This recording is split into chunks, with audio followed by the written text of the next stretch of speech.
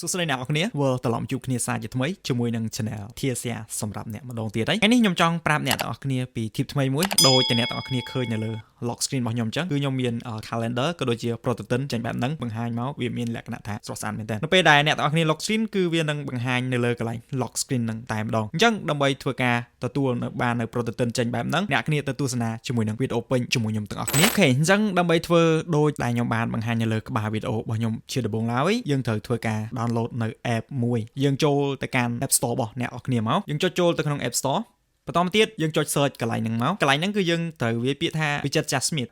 W ហើយអក្សរ I មួយមកហើយយើងមកមើលនេះវានៅលើគេហ្នឹងតែម្ដង widget Jasmine គាត់ធ្វើការចុចលើហ្នឹងមកគឺយើងបានទទួលបានទ្រង់ទ្រាយបែបនេះកម្មវិធីខាងក្រោមគេនេះហើយ widget Jasmine ហើយយើងធ្វើការ install មកសម្រាប់ខ្ញុំគឺធ្វើការ download រួចហើយបន្តមកទៀតយើងធ្វើការចុច open មកហើយយើងចុចចូលទៅវាចេញបែបហ្នឹងអ្វីដែលយើងត្រូវធ្វើយើងគាត់អូសមកក្រោមអូសមកទៀតមករកពាក្យថា add retext user widget ចុចលើហ្នឹងមកអូខេបន្ទាប់ពីយើងចុចលើហ្នឹងហើយយើងធ្វើការអូសទៅក្រោមតិចមកទៅរកពាក្យថាកន្លែង man នេះ prototype ហ្នឹងយើងគាត់ធ្វើការចុចយកលើហ្នឹងមកហើយបន្តមកទៀតអ្នកនរគ្នានឹងឃើញពាក្យថា save ហើយយើងចុច save មកអូខេ save បែបហ្នឹងបានហើយយើងអាចធ្វើការអូសចូលទៅ home screen របស់យើងវិញហើយយើងអូសតម្លាក់មកពីលើមកគឺវាអត់ទាន់មានជាកម្មវិធីអីនៅនឹងឡើយទេហើយអញ្ចឹងដើម្បីធ្វើឲ្យវាមាន prototype នៅលើហ្នឹងអ្នកនរគ្នាគ្រាន់តែចុចលើហ្នឹងឲ្យជាប់គឺអ្នកនរគ្នាត្រូវដោះសោសិនទើបយើងអាចស្កតចេញបែបហ្នឹងបានបន្តទៀតយើងយកពាក្យថា customize អូខេវាចេញបែបហ្នឹងហើយយើងចុចលើកន្លែង lock screen របស់យើងខាងនេះខាងឆ្វេង